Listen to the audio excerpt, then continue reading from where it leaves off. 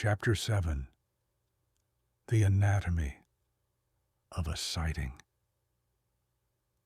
Most encounters with the unknown start innocently enough. A lone hunter finds footprints in the mud that don't match any known animal. A driver on a back road catches a glimpse of a strange figure in their headlights. A family hears unearthly howls echoing from the woods at night. These incidents are the initial trigger, events that defy easy explanation and send the witness's mind racing. Often at this stage, the person themselves might be unsure what they've encountered. They think, that's odd, and only later connect it with a wider phenomenon like Bigfoot or Chupacabra, especially if they learn of similar reports. If that person is aware of a local legend, say they've heard tales of Sasquatch in these woods, they might quickly interpret the evidence in that light. Those must be Bigfoot tracks. If they're not aware, they might shelve the experience as a curious anomaly until someone else mentions a similar occurrence, triggering the, "oh, maybe that's what I saw," realization. The next phase is sharing and confirmation. The witness tells their story, maybe to a friend, maybe to a local newspaper or social media if they're bold. Now something interesting happens. Others come forward. "Yes," says another neighbor, "I saw something like that too, last month by the creek." Or an investigator finds more evidence, additional footprints, a tuft of strange hair caught on a fence, a blurry photograph another resident took without initially daring to share it. A narrative starts to form. The community pins a name to the phenomenon. "We have a swamp ape roaming around," or "the lake monster is back." With multiple attestations, initial skepticism gives way to belief among those directly involved. The local media might run a sensational piece, which brings wider attention. Then comes the flap, a surge of sightings as awareness grows. Now that people know there is something out there, they become hypervigilant. The slightest rustle or fleeting shape is now noticed and reported. Psychologically, this is key. Once the idea of a cryptid takes root, people start reinterpreting past experiences. "That strange howl I heard last month, maybe it was the creature," and become primed to spot anything unusual going forward. In this phase, some sightings will be genuine independent encounters, whatever genuine means in this context. But others might be wishful thinking or misidentifications amplified by excitement.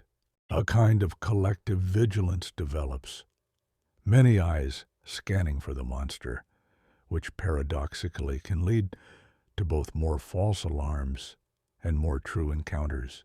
If the phenomenon has some reality, more observers increase the chance of catching it. If it's mostly imagination, more observers increase the chances of, imagining something. At the same time, media and myth start intertwining. Outside skeptics may ridicule the events.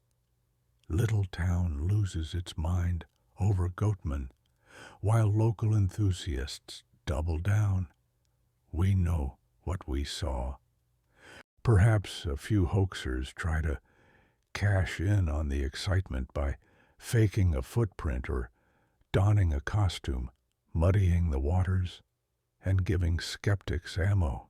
The narrative takes on a life of its own, beyond any one person's experience. In small towns, a cryptid flap can become the talk of the community, a mix of fear and civic pride. Our town has the famous monster. In the 1970s, the Fook monster case in Arkansas followed this trajectory. After a family reported a hairy monster attacking their rural home, others recalled seeing a big ape-like creature in the area. The story spread. A B-movie called The Legend of Boggy Creek was made, and Fook soon saw floods of monster hunters and curiosity seekers. Unsurprisingly, more sightings rolled in then, some possibly real, others perhaps born of imagination or opportunism. The town half embraced, half poked fun at the phenomenon, turning it into both a local legend and a tourist draw. Eventually, inevitably, the flap subsides. Reality reasserts its normalcy. No monster is caught. People move on, or new crises and novelties capture attention. But something important remains. A legacy. The tale doesn't vanish. It waits, dormant, ready to spring back up if triggered. Local lore keeps the memory alive. Years or decades later, one new sighting can reactivate the whole narrative, now bolstered by the credibility of history. It's back. They saw the Jersey Devil again, just like in 1909. Or a filmmaker, writer, or festival can revive interest. In some cases, though, a legend remains singular, a one-off event that becomes a legend precisely because it didn't repeat. For example, the Dover Demon of 1977 was seen over 2 nights, never returned, yet it's now a famous local cryptid tale. It doesn't need multiple waves. Its very elusiveness makes it a spooky classic. Understanding this cycle is crucial. It shows that cryptids, in a sense, can be summoned by belief, at least summoned into our collective conversation and perception. The initial trigger might be something objectively strange, but what follows is undoubtedly a human-driven amplification loop. Here's the big question. Is the phenomenon itself purely an artifact of this loop?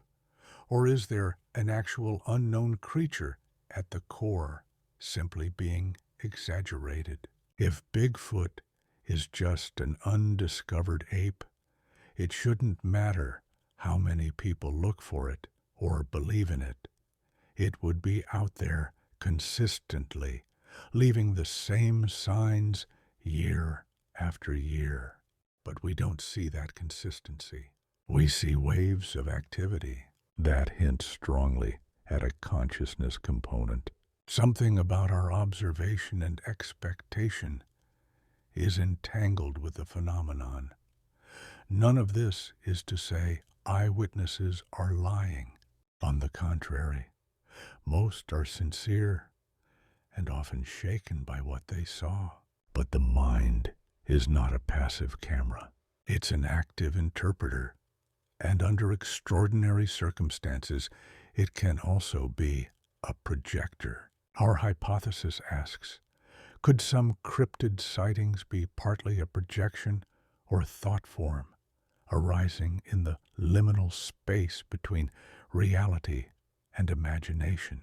When enough people tread a forest thinking, I might see Bigfoot, does the forest in some strange way oblige? Perhaps not reliably, not on demand, but maybe just enough to reinforce the belief.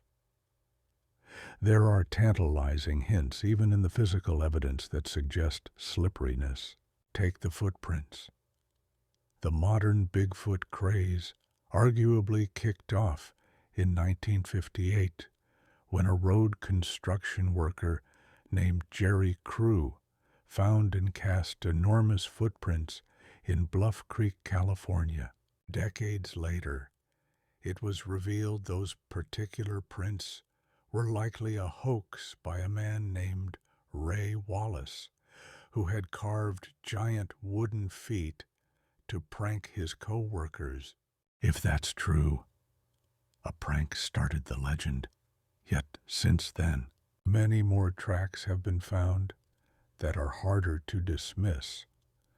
Some with dermal ridge patterns like real skin, some in remote areas no prankster would likely trump. It's as if a hoax opened the door, and then the real phenomenon, whatever it is, entered through that opening. Or consider how frequently cryptid evidence just barely escapes definitive proof.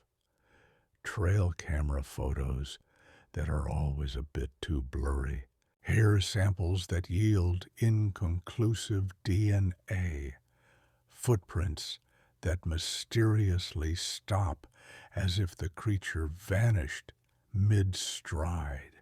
It's almost as if these entities flirt with the edge of reality, leaving just enough trace to intrigue, never enough to conclusively pin them down.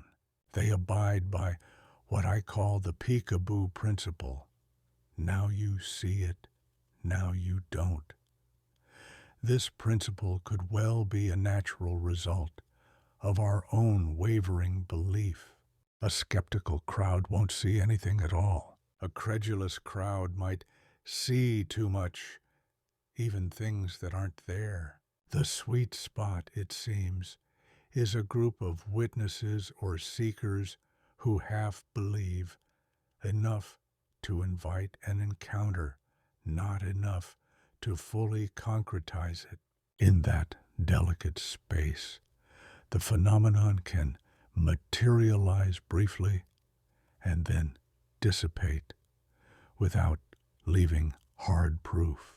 It's as if our collective subconscious sets a rule. You can only get so close. The cryptid will play peekaboo, show up, then vanish, reflecting perhaps the ambivalence and uncertainty in the observers themselves. The pattern of witness accounts often underscores this ephemeral quality. Hunters who become ardent Bigfoot believers frequently say things like, "Just when I was about to give up, I had an encounter."